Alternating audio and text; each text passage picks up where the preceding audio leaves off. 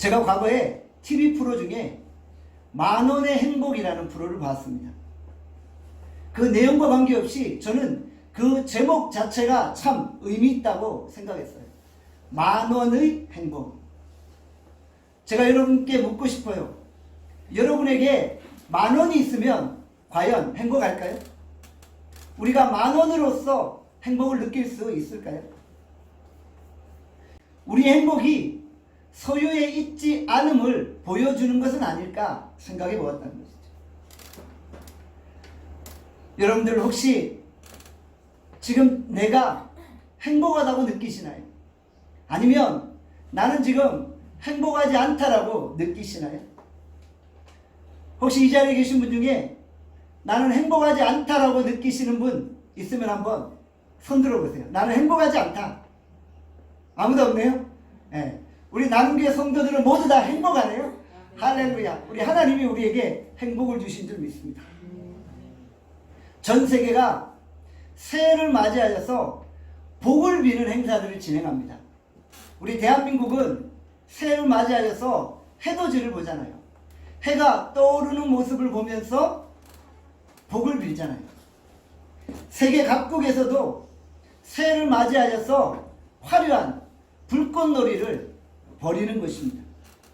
뉴욕 타임스퀘어, 호주 시드니아, 브라질 코파카바나 해변, 홍콩의 빅토리아 항에서 화려한 성대한 불꽃놀이가 벌어져요.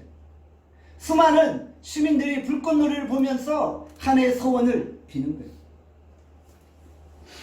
여러분들 올 한 해를 시작하면서 어떤 소원을 가지고 있었습니까? 여러분들은 어떤 마음으로 하나님 앞에 기도했습니까? 세상은 복을 추구합니다.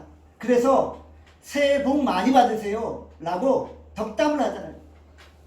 그런데 세상이 추구하는 복은 사실 현세적이라는 것입니다. 소원을 비는데 그 소원이 대부분 땅의 것, 땅에서 잘 먹고 잘 사는 것을 추구하고 있다는 것입니다.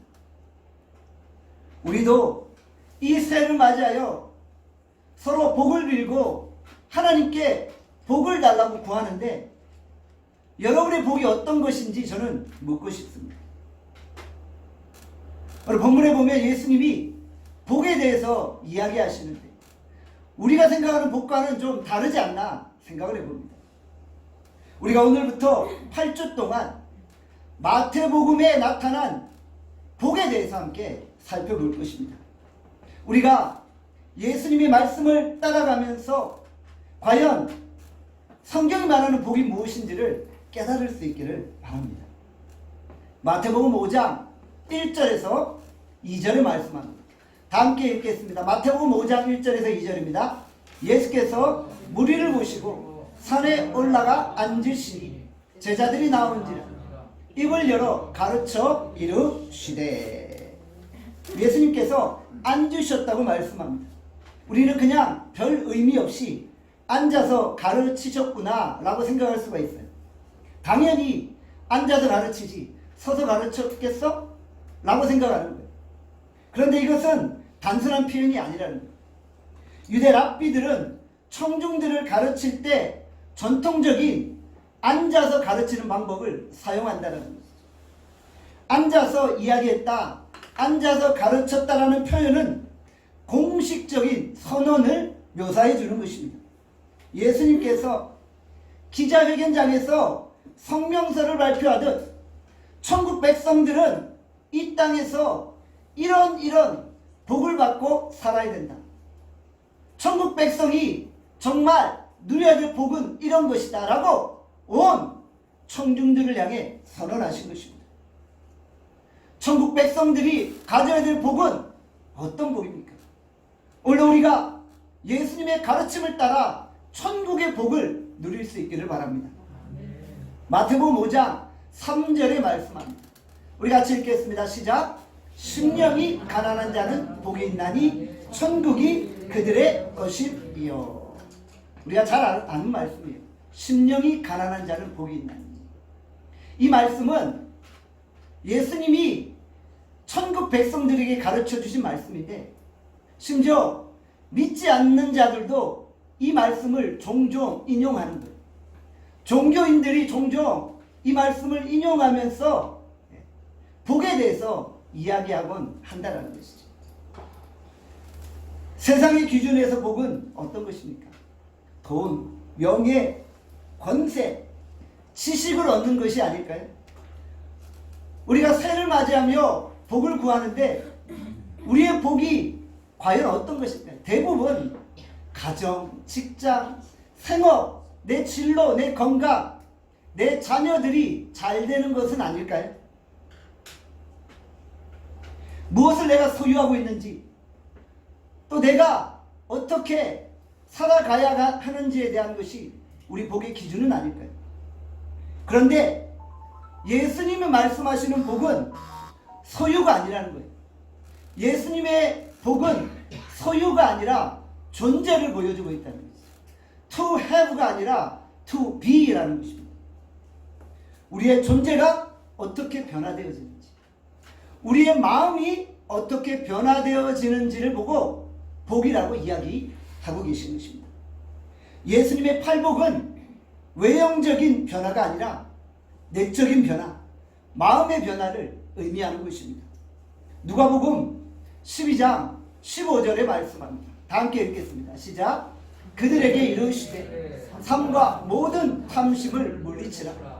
사람의 생명이 그 소유에 넉넉한 데 있지 아니하니라 하시고, 소유가 넉넉하다고 생명을 누리는 것이 아니라는 거예요. 소유가 많다고 행복하다고 고백할 수 없다라는 거예요. 세상에 많은 부유한 자들이 자신이 가지고 있는 재물을 빼앗기지 않기 위해 불안해하고 있잖아요. 과연 그들이 많은 소유를 가지고 있기 때문에 행복한 것일까요? 우리 예수님은 탐심을 물리치라고 말씀하셨어요. 우리의 마음에 탐심을 물리치고 마음을 비울 때 행복이 찾아온다 라고 말씀하신 것입니다. 복은 소유의 문제가 아니라 마음의 문제입니다. 진정한 복이란 내적인 혁명입니다. 이스라엘의 초대왕 사울이 모든 것들을 소유했지만 과연 행복했나요? 그는 자신의 왕위를 빼앗길까봐 불안함 속에 살았어요. 나보다도 뛰어난 존재들이 이 땅에 나타날까봐 시기와 질투와 두려움 속에 생활하고 있었다는 것이죠. 그의 왕관이 그를 위로해주지 못한 것입니다. 사울의 왕관조차도 그를 행복하지 못하게 만들었다는 것이죠. 한국교회가 기독교 역사 100년 동안 급속적인 성장을 이루었죠. 급속적인 성장을 이루면서 한국교회 폐단으로 드러난 것이 바로 기복주의 신앙입니다. 끊임없는 부흥과 성장만을 외치다 보니까 한국교회 성도들이 기복주의에 빠지는 경향이 있다는 것이죠. 기복주의가 뭐가 문제일까요? 아니, 하나님이 복 주신다는데 그게 뭐가 문제예요? 성경의 수많은 구절구절에 하나님이 자기 백성들에게 복 주신다고 말씀하셨다. 그런데 왜 기복주의가 문제예요? 기복주의의 특징이 뭐냐면요, 내적인 변화는 그렇게 중요하지 않다는 거예요. 내적인 변화는 아무 필요가 없다는 거예요. 내 마음의 변화를 요구하지 않는 거예요. 내 마음에는 여전히 탐심이 가득 차 있어요. 내 마음에는 여전히 뭔가를 취하고 싶은 마음이 가득 차 있어요. 그런 상태에서 복을 구하는 거예요. 그러다 보니 마음의 탐심은 더 극도로 심해지는 거예요. 내 마음대로 죄를 지으면서도 탐심을 채우면 되는 거예요. 내 마음대로 하나님의 법을 어겨가면서도 내가 취하면 되는 거예요. 그게 복이라고 생각하는 거예요. 그냥 하나님이 나에게 복만 주시면 되는 거예요. 내가 사업만 잘 되면 교회 헌금도 많이 하고 교회도 멋지게 지어줄 테니까 주님 복만 주세요 라고 구하는 거예요. 내 모습은 여전히 변화되어지지 않아요. 내 모습은 여전히 탐심과 욕망으로 가득 차 있어요. 그런데 축복만 해달라는 거예요. 이게 기복주의 신앙인 거예요. 우리 주님은 복 자체를 경계하신 게 아니에요. 우리 주님은 여러분들에게 복 주시기를 원하세요. 저는 우리 나눔교회 성도들이 2022년에 하나님이 예비해 놓으신 하늘의 복, 땅의 복, 기름진 복, 자녀들 복, 떡 반죽 그릇조차도 복 받기를 소원합니다. 그런데 그러기 위해서는 내 내면의 변화가 일어나야 되는 거예요. 내 내면의 변화를 통해서 하나님이 그 내면의 복을 채워주시는 거예요. 우리의 마음이 변화되지 않으면서 세상의 복만을 추구할 때 오히려 그것이 우리 인생의 불행이 되어진다는 거예요. 그것이 우리 인생을 비참하게 만든다는 거예요. 예수님이 말씀하시는 복은 먼저 내면의 변화라는 거예요. 여러분들, 우리의 내면이 다 비워지고 우리의 내면이 가난해지고 그 비워진 마음에 주께서 은혜를 주시고 복을 주시면요, 그것을 정말 마음껏 주의 영광을 위해 사용하는 거예요. 그런데 탐심으로 가득 찬 내 마음에 주께서 복을 주시면요, 그것 가지고 범죄하는 거예요. 오히려 그것 가지고 주님을 더 떠나버리는 그런 죄를 짓게 되어진다는 거예요. 예수님이 팔복 중에 가장 먼저 심령이 가난한 자는 복이 있다라고 말씀하셨어요. 오늘 이 시간 심령의 가난에 대해서 살펴보겠습니다. 헬라어에서 가난하다라는 의미는 두 가지 단어가 있어요. 헤라스와 프로카스예요. 헤라스는 우리가 생각하는 일반적인 가난이에요. 생활에 여유가 없다는 거예요. 기본적인 것은 다 갖추고 있는데 조금 생활에 여유가 없어서 먹고 싶은 건 다 못 먹어요. 입고 싶은 건 다 못 입는 거예요. 그렇지만 사는 데는 불편하지 않는 거예요. 이게 헤라스예요. 또 다른 단어 프로카스는 완전히 다른 의미예요. 구걸해서 먹을 정도의 가난이에요. 길거리에서 동냥하며 먹고 살 정도의 가난이에요. 아무것도 없는 거예요. 오직 남이 나를 도와주어야만 사는 거예요. 이런 가난을 프로카스로 표현하고 있다는 거예요. 예수님이 본문에서 말씀하시는 이 가난은 둘 중에 무엇일까요? 헤라스일까요? 프로카스일까요? 프로카스라는 거예요. 예수님이 심령의 가난을 이야기하실 때 이 가난은 우리의 마음이 정말 거지처럼 완전히 아무것도 없는 비어진 상태로 살아가라는 거예요. 내 마음이 거지처럼 가난하여질 때 하늘의 복이 임한다는 거예요. 그리고 심령이 가난한 자가 천국을 소유하게 되어지는 거예요. 완전히 거지처럼 비어진 마음에 하나님의 복이 임하고 주의 은혜가 임하고 그곳에 천국이 머무는 거예요. 여러분들 이해가 되세요? 우리가 말로는 심령이 가난하면 복이 있다라고 하지만 정말 돌아서면은 그게 뭐가 복이야? 라고 생각할 수도 있다는 거예요. 심령이 가난해? 그게 복이야? 라고 생각할 수 있다는 거예요. 그런데 우리가 오늘 이 말씀을 통해 우리의 생각이 바뀌어야 되는 거예요. 천국 백성은 심령의 가난을 인생의 복으로 삼아야 한다는 것이죠. 심령이 가난할 때 내 마음의 천국이 이루어지는 거예요. 심령이 가난할 때 10,000원의 행복을 누릴 수 있는 거예요. 10,000원으로 행복할 수 있을까요? 심령이 가난하면 가능하다는 거예요. 마음이 가난한 사람은 하나님 없이는 살 수 없어요. 하나님 없이는 살 수 없는 거예요. 내 마음이 너무 가난하고 정말 거지처럼 아무것도 없는 빈 심령이라 오직 하나님만이 내 마음을 채워주시는 거예요. 오직 하나님만이 이 내 텅 빈 마음을 채워주실 수 있는 거예요. 세상의 물질로, 세상의 지식으로, 세상의 명예로도 내 마음을 다 채울 수 없는 거예요. 오직 하나님의 은혜로만 채울 수 있다는 거예요. 블란드 철학자 파스칼이 이런 말을 했죠. 하나님이 채워주시기 전에는 내 영혼에 만족이 없다. 이것이 심령의 가난입니다. 오늘 우리가 정말 하나님의 도움 없이는 단 한순간도 살 수 없음을 고백하시기를 바랍니다. 삼성그룹의 이재룡 회장이 과연 마음이 가난할까? 하나님 없이는 내가 살 수 없습니다. 이런 고백을 할까요? 오히려 재물이 너무 많은 사람은 아니 내가 재물을 의지하면서 살 수 있지라고 생각하는 거예요. 저 여러분들이 예수님 없으면 못 삽니다 라는 마음으로 이 자리에 나온 적이 있습니다. 오늘 예배 나온 분들은 다 하나님 없으면 못 삽니다 그런 고백이 있기 때문에 이 자리에 나온 거잖아요. 하나님 오늘 예배를 통해 나에게 은혜 주세요. 정말 내가 거지처럼 동양하는 마음으로 주님 앞에 나왔습니다. 나의 거지같이 텅 빈 가슴에 텅 빈 마음에 주님의 은혜 담비를 채워주세요. 그거 아니면은 저 당장 오늘 하루도 다 버텨낼 수가 없습니다. 이런 고백으로 나가는 거예요. 우리가 예배 자리에 영적 거지로 나오는 거예요. 영적 거지로 나오는 거예요. 제가 이 설교를 준비하면서 사실 제목을 영적 거지가 되라 라고 말하고 싶었어요.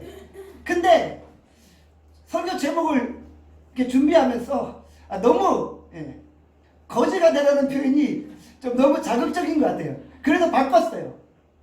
비워진 마음에 주의 은혜를 채워라. 동일한 말이에요. 우리가 영적인 거지가 되는 거예요. 여러분들 거지는 그냥 하루 벌어 먹는 거예요. 한 끼 한 끼 빌어 먹는 거예요. 여러분 우리가 단 한 끼 아니 단 한 시간 1분 1초라도 하나님이 나에게 공급하시고 채워주시지 않으면 못 삽니다 하는 고백으로 나가는 거예요. 이게 심령이 가난한 거예요. 대충 여유로운데 조금 부족한 수준이 아니라는 거예요. 다 갖춰놓았는데 조금 부족한 그런 수준이 아니에요. 주의 은혜가 있어야만 삽니다. 우리가 이런 고백으로 나가는 것이죠. 우리의 마음을 비우고 비워진 마음에 주의 은혜를 채우는 것입니다. 따라합시다. 비워진 마음에 주의 은혜를 채우라. 비워진 마음에 주의 은혜를 채우라. 주의 은혜로 채우시지 않으면 우리가 단 일주일도 살 수 없습니다. 우리에게 이런 간절한 목마름이 있기를 소원합니다. 성경에 보면은 어떤 사람이 천국에 들어간다고 했죠? 어린아이와 같은 사람이 들어간다고 했어요. 마태복음 18장 3절의 말씀만 다 함께 읽겠습니다. 시작. 이르시되 진실로 너희에게 이르노니 너희가 돌이켜 어린 아이들과 지내지 아니하면 결단코 천국에 들어가지 못하리라. 어린아이 같지 않으면 천국에 들어가지 못한다는 거예요. 이걸 문자적으로 해석하면 어른은 못 들어가나요? 그럼 여러분들 다 못 들어가는 거예요. 그런 의미가 아니죠. 어른들은 못 들어간다 이런 의미가 아닙니다.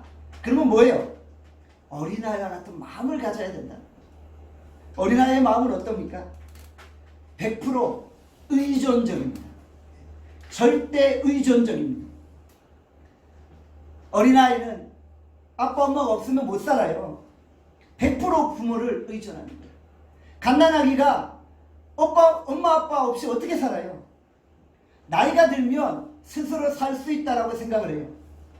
그런데 어린아이는, 갓난아이는 오직 부모만을 바라보는 거예요. 우리가 어린아이처럼 내 능력이 아니라 100% 하나님의 능력만을 의지하고 살아가는 것입니다. 전적인 의존성입니다.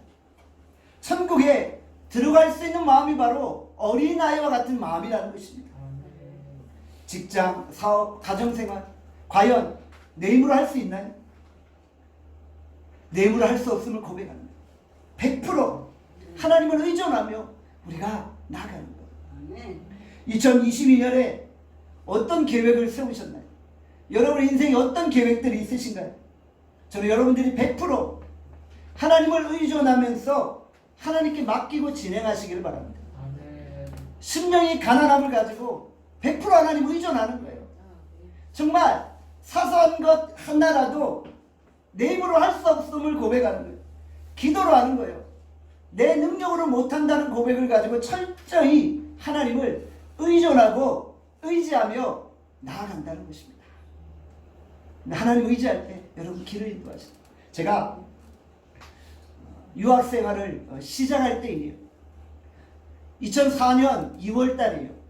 이제 유학을 떠나는 그런 과정이었는데 아무리 이렇게 재정 상황을 계산해 봐도 답이 안 나오는 거예요.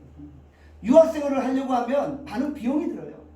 근데 은행 계좌에 돈도 많지 않고 그냥 인간적으로 계산을 해보니까 유학을 포기해야 되는 거예요. 근데 마음에 어린아이와 같이 100% 하나님을 의존하는 그런 믿음이 생긴 거예요. 주께서 종이기를 인도하실 텐데 내가 어디서 유학생활을 하다 하나님이 채우실 거예요. 공급하실 거예요. 이런 담대한 믿음을 가지게 된 거예요. 그리고 이제 미국에 비행기를 탔잖아요. 유학생활 8년 동안 하나님이 정말 때를 따라 모든 필요들을 다 채워주셨어요.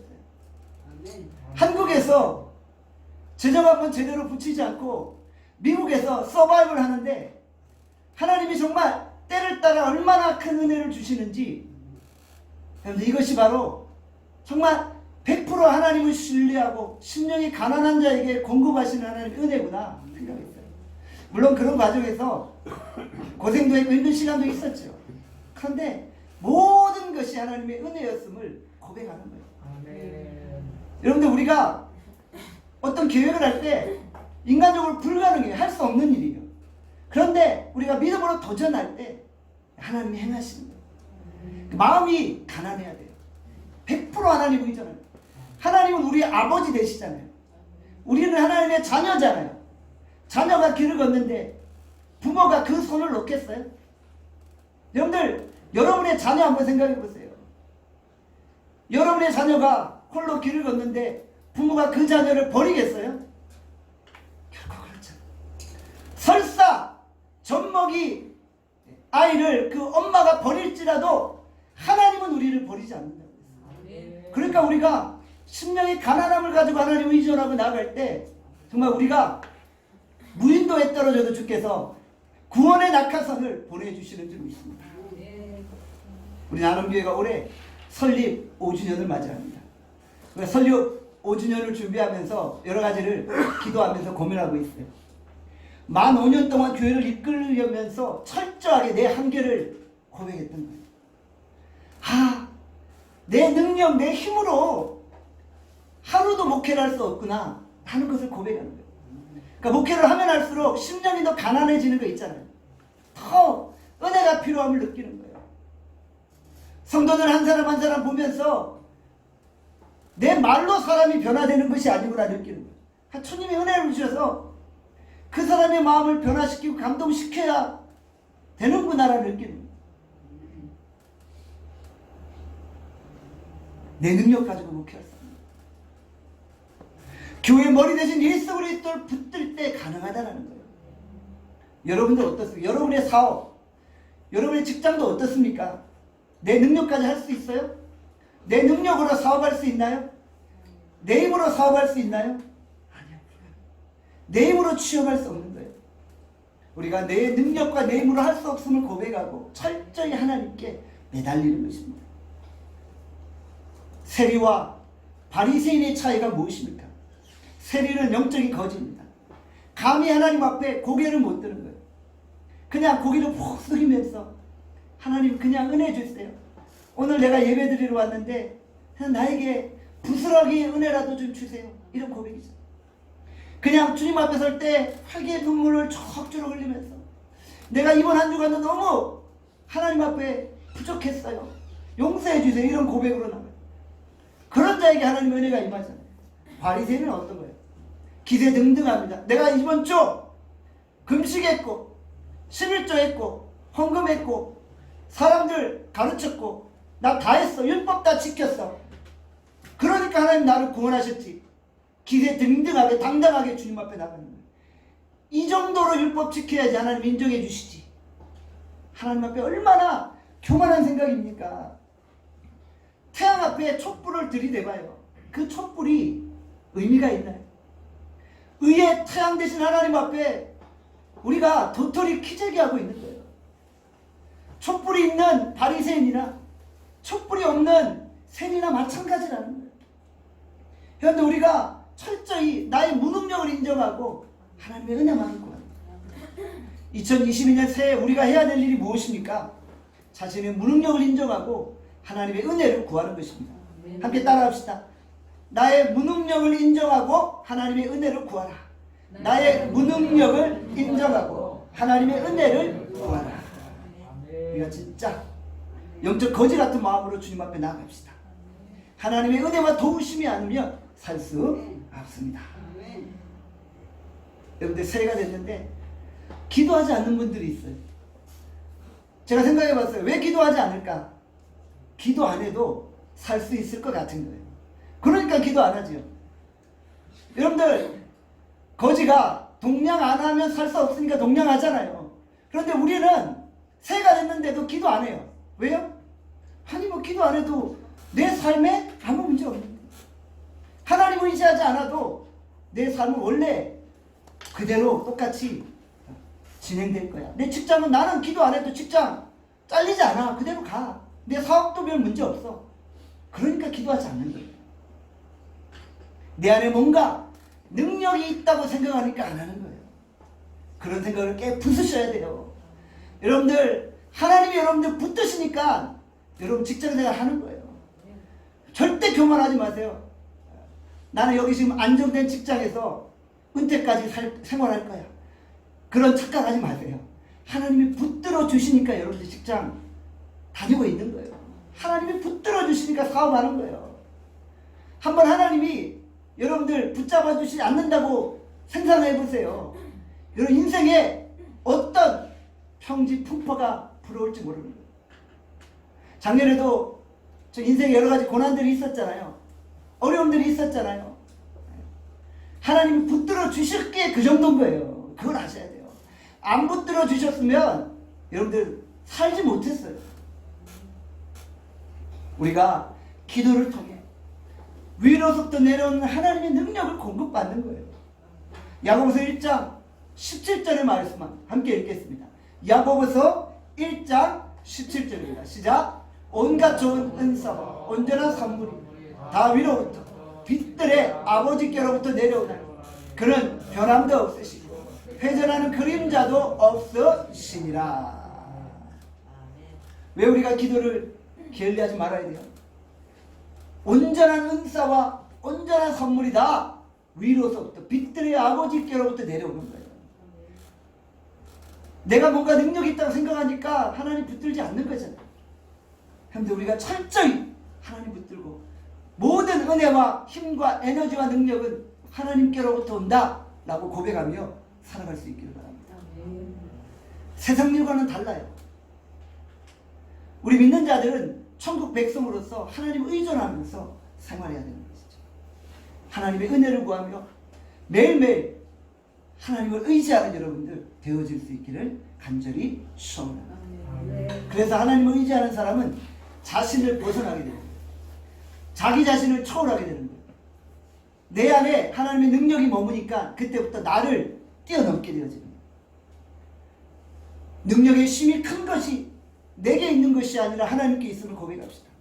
원래 주께서 우리에게 은혜 주시는 줄 믿고 구하고 또 구하시는 여러분들 되어질 수 있기를 바랍니다. 교만한 사람이 제일 겸손해질 때가 언제인가요?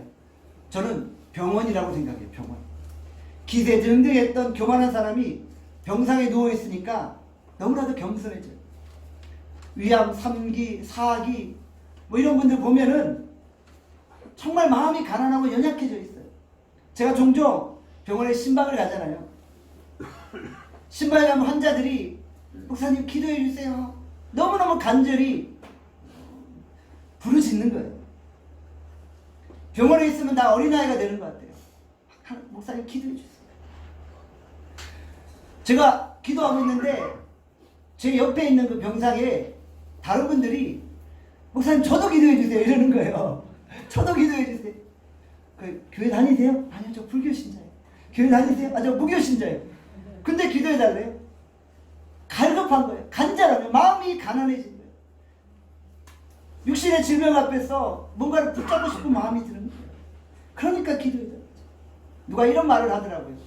마귀도 병상에 누우면 천사가 된다. 여러분 그렇지 않나요? 우리가 교만했던 마음이 병상에서 다 녹아들이죠. 마가복음 5장에 회당장 야이로가 나옵니다. 야이로는 회당장으로서 체면을 중요시 여겼어요. 그런데 딸이 죽게 되었던 거예요. 참으로 절박한 상황이에요. 딸이 죽게 되었는데 무슨 체면이 중요해요? 주님께 직행하는 것입니다. 딸의 질병은 회당장에게 용기와 담대함을 준 거예요. 예수님께 나와 간절히 간구하는 거예요. 실패는 우리의 발걸음을 예수님께로 인도한다는 것입니다. 우리가 심령이 가난한 마음을 가지고 주님 앞에 나갑니다. 우리가 하루하루 새벽 기도를 통해 우리의 간절함을 주 앞에 아뢰는 거예요. 내 힘으로 할 수 없다고 고백하고 새벽 기도를 붙잡는 거예요. 새벽마다 하나님이 우리에게 공급하신 은혜를 사모하는 것입니다. 나는 숫기가 없어서 남들 앞에 나서지 못해 라고 말하는 분들이 있어요. 그런데 이분들이 정말 절박하니까요, 지하철에서 물건 팔더라고요. 길거리에서 장사하더라고요. 정말 절박하니까 무슨 일이든지 다 하는 거예요. 우리의 절박함은 나의 모든 한계를 다 뛰어넘는 거예요. 우리가 하나님 없이는 살 수 없다는 마음, 그 마음은 붙들고 살아갈 수 있기를 바랍니다. 맨발의 천사 최춘선 가난한 자는 복이 있나니 라는 책이 있습니다. 여러분 혹시 이 책 보셨나요? 최춘선 할아버지에 관한 영상을 보셨나요? 최춘선 할아버지에 대한 다큐멘터리 영상이 제작되었죠.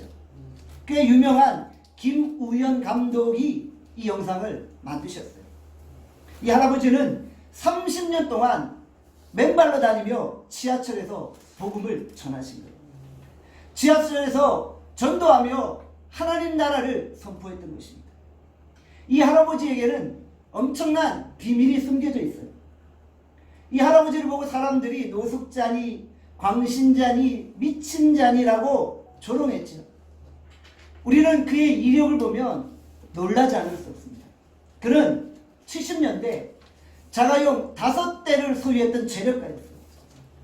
김포 일대 땅은 다 그분 땅이었어요. 일본 동경의 와세다 대학을 졸업하고 5개 국어에 능통했던 수재였습니다. 직업은 목사였고요. 김구 선생님과 함께 독립운동을 했던 독립운동가였습니다. 그는 대전 국립묘지 독립유공자 묘소에 안장되어져 있죠. 할아버지께서 8.15 해방 이후에 여러 교회들을 짓고 여러 양로원과 고아원을 운영하면서 굶주린 자들을 돌봐주었던 거예요. 할아버지의 모든 소유를 다 불쌍한 자들에게 나눠주었던 것입니다. 그의 아들 최바울 목사의 증언에 따르면 아버지는 독립유공자로서 도장만 찍으면 연금이 나오는데 신청을 안 하신 거예요. 지금 남북이 분단된 가운데 있는데 지금 대한민국이 완전히 독립을 이루지 못했는데 독립운동가로서 내가 어떻게 연금을 받을 수 있느냐 라면서 거절했다고 합니다. 그는 대한민국이 통일을 이루면 그때 신발을 신고 편안히 살겠다라고 고백했다고 합니다. 두꺼운 발바닥에 유리조각이 박히며 피를 흘려도 핀셋으로 유리조각을 빼가며 복음을 전하고 하나님의 나라를 선포한 것입니다. 최춘선 할아버지는 아들의 결혼식 때 처음이자 마지막으로 신발을 신었다고 합니다. 그는 무소유의 삶을 실천하며 이웃사랑을 외쳤던 분입니다. 그가 2001년 7월에 하늘의 부름을 받게 되었죠. 최춘선 할아버지는 우리에게 심령이 가난한 자의 삶이 무엇인지를 보여주고 계셨던 것입니다. 심령이 가난한 자는 하나님 앞에 서는 거예요. 우리가 하나님 앞에서 자신의 모습을 보는 거예요. 실제로 우리 자신을 보면 절망할 수밖에 없어요. 우리가 나의 본질을 직면하면 정말 자존심이 무너져 내리는 거예요. 하나님 앞에 절망할 수밖에 없는 거예요. 하나님의 영광 앞에서 이사야가 이런 고백을 했잖아요. 이사야 6장 5절입니다. 함께 읽어보겠습니다. 이사야 6장 5절입니다. 시작. 그때 내가 말하네. 화로다 나여 망하게 되었다. 나는 입술이 부정한 사람, 나는 입술이 부정한 백성 중에 거주하고 만군의 여호와이신 왕을 배웠음이로다 하였다. 화로다 망하였다. 나는 입술이 부정한 자.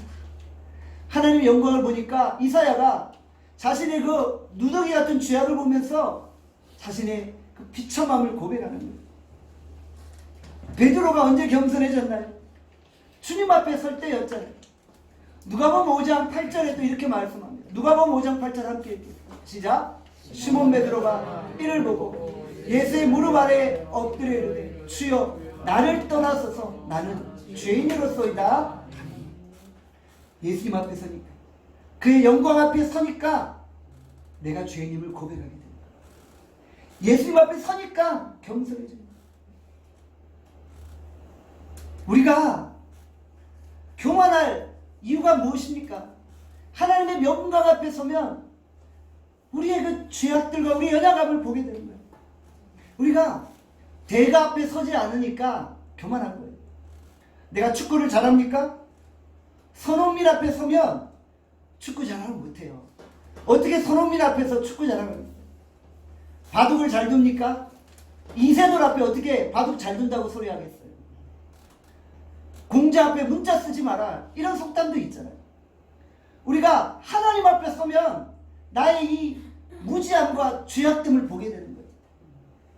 2022년에 우리가 해야 될 일이 무엇입니까? 바로 예배를 통해 하나님 앞에 서는 거예요. 하나님의 영광 앞에 서는 거예요. 우리가 예배를 통해 하나님의 임재를 경험하고 하나님의 영광 앞에 서며 내가 얼마나 연약하고 무지하고 죄악된 존재인지를 깨닫게 되는 거예요. 그래서 심령이 가난함으로 오직 하나님의 은혜 주셔야 삽니다. 이런 고백을 가지고 나가는 것입니다. 기독교는 영광의 종교입니다. 하나님의 영광 앞에 서면 낮아질 수밖에 없어요. 우리가 하나님의 영광의 임재가 있는 예배를 드리고 있는 거예요. 그 영광 앞에 우리의 마음이 가난해지고 우리가 회개하고 통해 잡아가며 나아가는 거예요. 제가 교육 전도사 때 일이에요. 중고등부 학생들과 함께 기도원에서 수련을 했던 기억이 납니다. 저녁 집회 가운데 성령께서 얼마나 강력하게 역사하시는지 60여 명의 중고등부 학생들이 정말 그 기도원 바닥을 떼굴떼굴 굴면서 회개하고 회심하는 역사가 있는, 정말 서로서로 미워했던 친구들이 얼싸안고 용서를 구하며 내가 잘못했다고 눈물을 흘리는 거예요.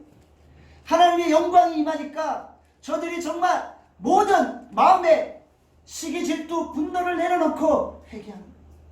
저는 그때의 그 영광을 잊을 수가 없어요.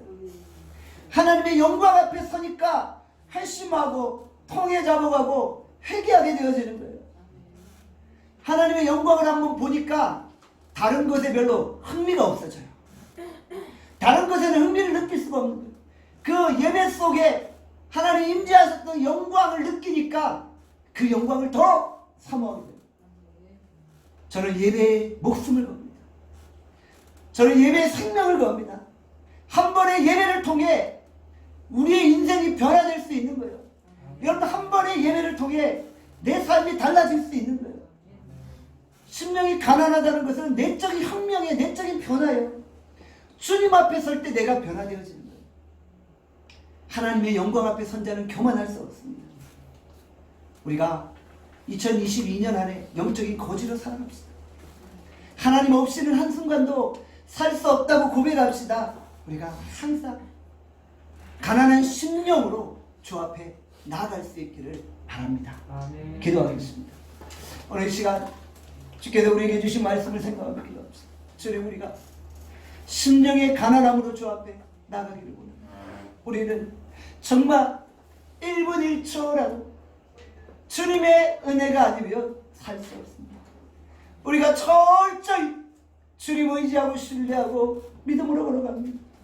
하나님 우리에게 은혜 베풀어 주시고, 하나님 우리를 붙들어 주시고, 하나님 우리를 새롭게 하여 주시고, 하나님 우리에게 하늘의 은혜를 충만하게 부어 주시옵소서. 하나님 아버지, 하나님 없이는 살 수 없음을 고백합니다. 하나님 모든 것이 은혜였음을 고백합니다. 내 비워진 마음에 주의 은혜를 채우게 하여 주시옵소서. 하나님의 영광 앞에 섭니다. 하나님의 임재 앞에 섭니다. 하나님 우리를 새롭게 하여 주시고 우리가 진정 천국의 복을 누릴 수 있도록 인도해 달라고 우리 시간 주여 한번 외치고 합심하여 통성으로 기도합니다. 주여